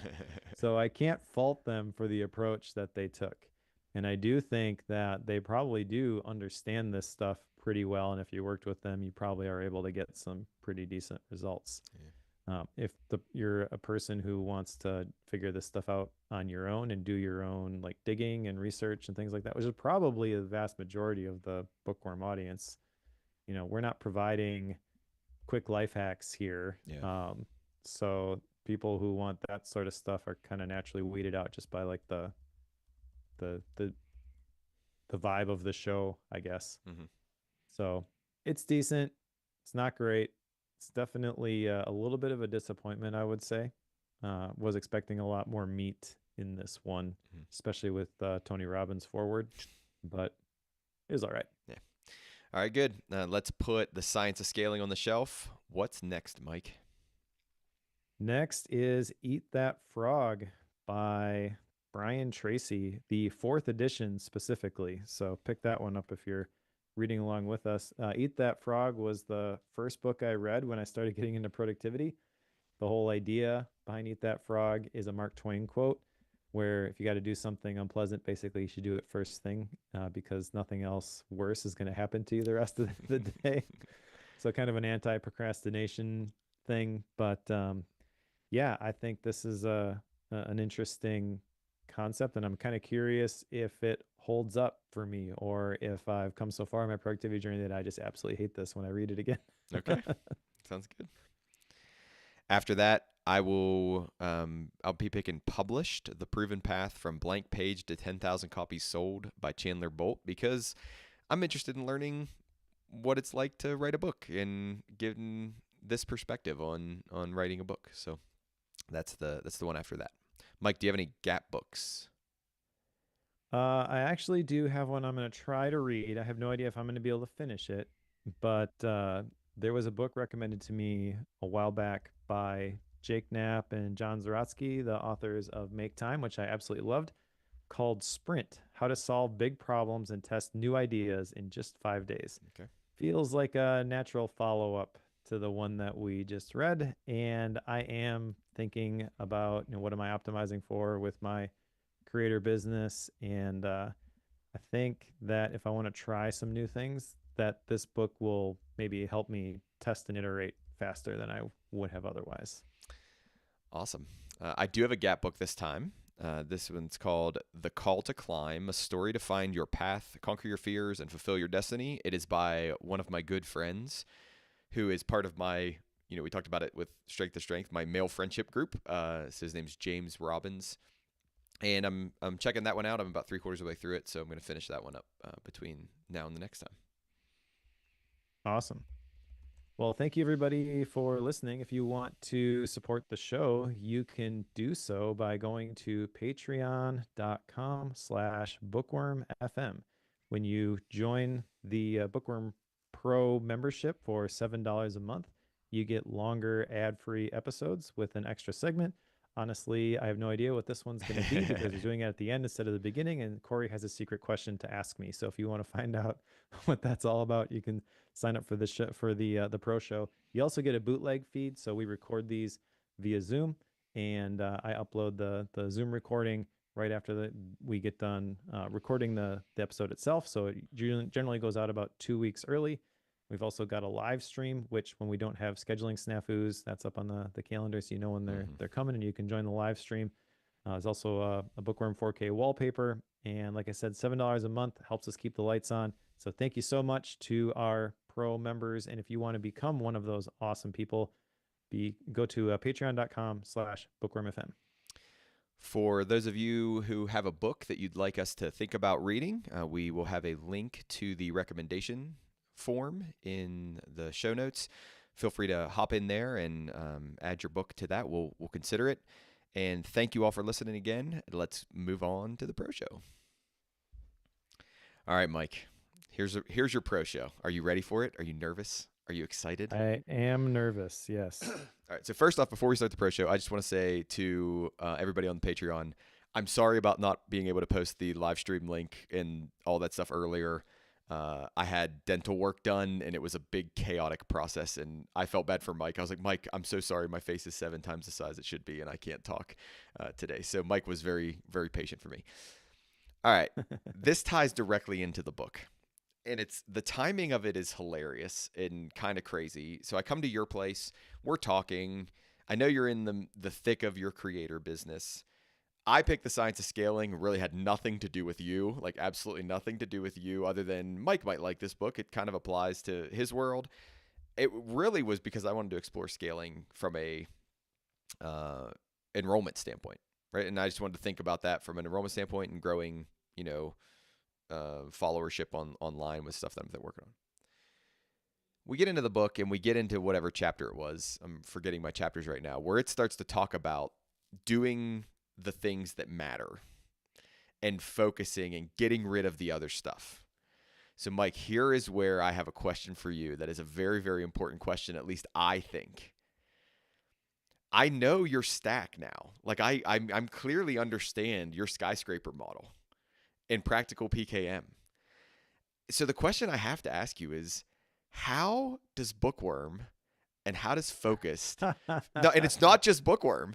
How does Bookworm and how does Focused fit into that? And let me disclaimer so I can maybe head you off at the pass.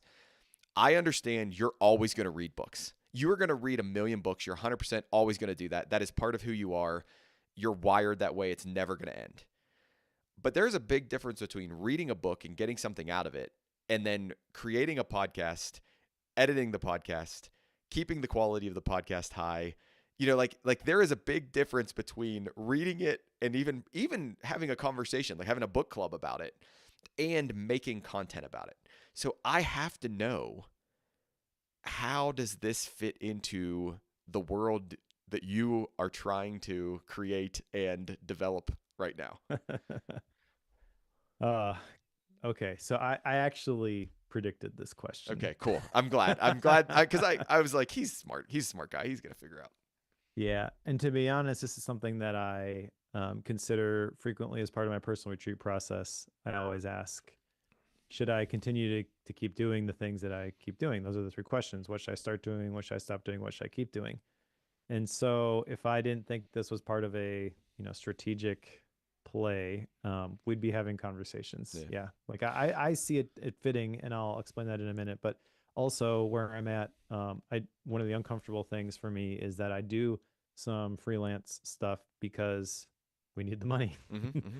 So if there was one thing that did not fit with the vision, and even this I'm hesitant to let go of because it's something that I really enjoy doing, even if it doesn't fit from a business perspective, is screencasts online. Got it.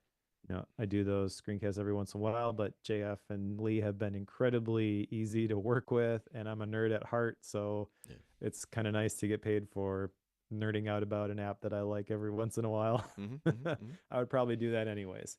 But in terms of the practical PKM stuff, that would be the one that I think you could make the argument doesn't fit. So Practical PKM is the brand. How does Bookworm and Focused? Well, let's just take Bookworm first. Can I interject one more time? I need to make sure you understand. This is not some like sly ploy for me to be like, Mike, blah, blah, blah, blah. No, no, no, no. This was me 100% thinking about Mike and his creator business. And is this a legacy project, or is this something that fits into the business? So I don't want you to think that I'm thinking like I'm trying to push something on you. No, no, not at all. No. Well, so full disclosure for people who are listening, when we started this, we had discussions about, do we do Bookworm? Or I know you initially were excited about like some sort of tech podcast. And I was like, well, I don't know, like that would be fun. And at this point, if we decided Bookworm was a legacy project, I would probably be like, hey, Cory, let's do the tech podcast. Yeah. However, I really like talking about books. And even though, this has been a difficult project because it seems like things have never quite aligned for Bookworm. We got mentioned way back in the day by Ali Abdal on his video about 10 podcasts that made me a millionaire, and his team linked to the wrong podcast. Yep. Joe left and then came back and then left again. Like at the time when I was trying to figure out my creator business, and there were many times where I was just like, I don't need this level of stress. This is one thing that I should just, not have to figure out. However, I think as I'm thinking about PKM specifically and my whole creator journey, the thing that got me where I am today was reading books. Yeah. I was not a creator, and I read Steal Like an Artist by Austin Kleon, and I'm like, okay, yeah, maybe I am a creator. And then I just was getting these books from the library, and I was reading them, and I was getting these. I saw the process playing out in my life from the finish line perspective. It's like all these dots are connecting, and I'm able to make all this stuff. And hey, this feels pretty cool. So I think I would continue to read the books regardless. You mentioned that already. But I also think, even from a business perspective, that it has place, because one of the things that's in my newsletter every week is book notes from a book that I've read. And at one point, I disconnected that from the Bookworm podcast because I wanted that to be my thing. Mm-hmm. Back when Joe and I were doing it together, I was uploading the notes to the Bookworm community. And what happened was we were building this community that I felt like I needed to check in on all the time, but really wasn't contributing much financially. So it was a whole lot of pressure, and I wasn't really getting a whole lot out of it. So I was like, well, this is an asset. I'm going to continue to make these. How can I use this to build the main thing? Right. So putting that in the newsletter is a way to build the main thing. I also think, I don't talk about this a whole lot inside of Life HQ, but that is one of the value propositions of Life HQ is that it has over 200 notes in there that are my mind map files, so PDF, a 3-sentence summary, my rating of the book, and then the plain text markdown version of the notes as well. Mm-hmm. So I have shown that to people, and usually the response is something like, "Oh my gosh, Yeah, yeah, yeah, that is so much." And now with bases, you got the little card view, so you yep. can see everything. Like it looks slick. That that's probably a big value proposition that I don't tout enough. And I've been thinking lately, I have the ones that I'm sharing in the newsletter for free. I've been thinking now that Bases is out, maybe I could take that library of book notes and sell that as like a low ticket item. Maybe that's, $30 or $40 or something for all that stuff. And you download the vault and you get all the notes. And then if you want to upgrade to Life HQ, you can apply, the cost of that Mm-hmm, towards Life mm-hmm. HQ. So it's like a mini version of Life HQ. I think that is something that I'm going to do at some point. And then I've occasionally done these YouTube videos where I'll walk through different books. So I feel like with the YouTube videos, the thing I tout there is the starter vault, and the thing I've always wrestled with is, well, how does you know the book notes tie into the Obsidian starter vault? Well, if I put the books that I cover for the YouTube podcasts or the YouTube videos, if I put those inside the starter vault now, people can get a taste for them. They Mm-hmm. can decide if they want to buy this collection of book notes, which ties to the Life HQ. And then that is also a lot of the ideas that we discuss in the library, which is the membership. So having that stuff all aligned is important to me. Having that alignment, I think, is what makes it simple. When it's complex, it's really, you have all these things pulling in all these different directions. And then to address the focus part of it, I feel like the productivity aspect, that's what I did since the very Yeah. beginning. And I love the vibe of focus because it's kind of an anti-productivity podcast in a lot of ways, because a lot of productivity podcasts are focused on the cranking the widgets and the life hacks and the Mm-hmm. things like that.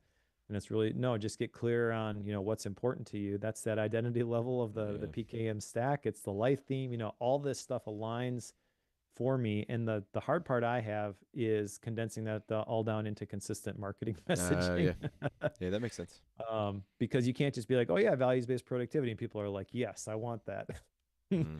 But I can tell you, people who bought the Practical PKM cohort, they go through that, and then they go through the life theme one, and they're like, "Oh, this was the missing piece," the vision and the values type of stuff. Mm-hmm. So I feel like that's my unique value proposition, and I don't do a real great job of communicating that yet. But rest assured, Bookworm is something that is a big part of the creator business for me, and it's a project that I have no intention of wrapping up at any point. I guess you could tell me differently if you're like, "No, you know what? Screw these books." No, no, no. Like, Talk about and that wasn't that, my but intention. My intention was I couldn't read that stuff because again, this was harder to apply to my life. But I couldn't read that stuff and think to myself, like, if I'm Mike, there's all these little pieces, and it's like I know that we've talked before about you, like pouring into YouTube because YouTube leads to the newsletter, and the newsletter leads to product sale.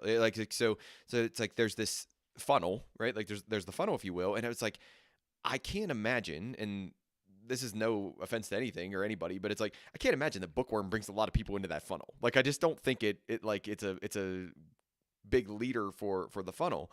So like I think the other thing I want to tell you is like if there is a way that we can tweak it, adjust it, whatever it might be that will support the rest of that stack better, oh, I'm all over. Like, like I'm not married to anything that we do. Like I'm all over exploring and yeah, having fun. My biggest thing is I just want to keep talking, keep talking to you and keep yeah, and keep learning. Like that's the big thing is that's fun. That's fun for me. So I really just thought it would be a fun pro conversation, and it was one of those things that I was like, I'm either going to talk to Mike about this offline, or we're going to do this in a pro show. And if he's up for it, yeah. we'll do it in a pro show. But yeah, like stew on that. Think about that. If there's a way that you see it aligning more, I mean, let's do it. Like let's figure that out. Um, it's just fun. So Well, uh, I appreciate that, and I think there are ways where it aligns more, but I'm a little bit hesitant. Like my community is the library, mhm, right? mhm.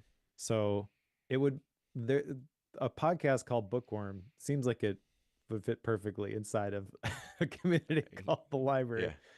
But also, I think there's an argument to be made for keeping them separate Separate. Yeah. because people aren't going to want to pay. I'm charging $49 a month for access to the library, and I think actually that is a bargain given what you get there, all the live events, all the cohorts, all the Mm-hmm. products. Mm-hmm. Like there's so much in there.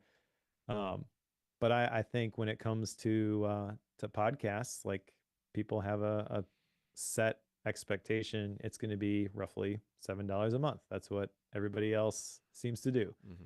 So I'm totally fine keeping it separate. And for me, just the fact that, I can talk about the library and I can point people to that when it's relevant. I'm not going into it. This episode of Bookworm is sponsored by the library and Life Yeah. HQ, and Yeah. I'm going to mention it every single place that I can. I do mention it where it's relevant because I have discovered that so many people are like, wait, you have a Obsidian starter vault? Wait, you have these Mm-hmm. other things? And in my mind, I'm like, well, I mentioned that 4 episodes ago, so obviously people heard it. No, people No. don't listen to every episode. Yeah. So I feel like I'm maybe shifting more towards, I'm going to talk about my public projects other places. But Well, yeah, and I think Bookworm is a great side project, and really the key for me with any of my things is it in alignment? yeah, Is it in alignment with not just the business vision, but ultimately the life the theme? life theme. Yeah. My life theme is I help people multiply their time and talent, leave a bigger dent in the universe. I feel like Bookworm helps Yeah. me do that. And if it didn't, that would be the point where I'm like, you know what, I can't do this Well, anymore. and that's where the nature of the question comes in, right? Is the nature of the question is, does Bookworm do that, or does reading the books and talking about them do that? Because it's like I love you, and I want you to know that like if it's reading the books and talking about them, and the rest of it is just like a pain in the butt hassle, and like oh man, we need to have that conversation. And I think like Sure. and for those of you who are in the listening to this, you're pro members and you're listening to this, you're like, oh man, we're like, hey, listen, the tagline of this show is we read a book every 2 weeks and we apply it to our lives. So therefore, what are we doing? We're applying this to our lives right now. Like this is Yeah. science of scaling. We're thinking about how do we apply this to our lives. And that's why when you bring up the library stuff or you bring up practical PKM stuff, it's like you're applying it to your life. Like that's what you need to do. We're applying these books to our life. So no, cool. Yep, I just totally. thank you for being willing to entertain that. I didn't want to give it away because I was like, he's gonna head me off at the pass, and he's gonna say he doesn't want to talk about it. So no, so thanks for entertaining that conversation. Yeah, for sure. And to the pro members, thank you for listening and doing a little bit of a different format for this one. Appreciate you. Cool. That was a great question. Yeah. Well, I had to talk to you about it. Like, I mean, it was Yeah. too on the nose. I couldn't not talk to you about it. Hold on, there was something else I wanted to talk to you about. This is more businessy, so we should stop the live stream and stop the recording. Stop recording. Stop stream.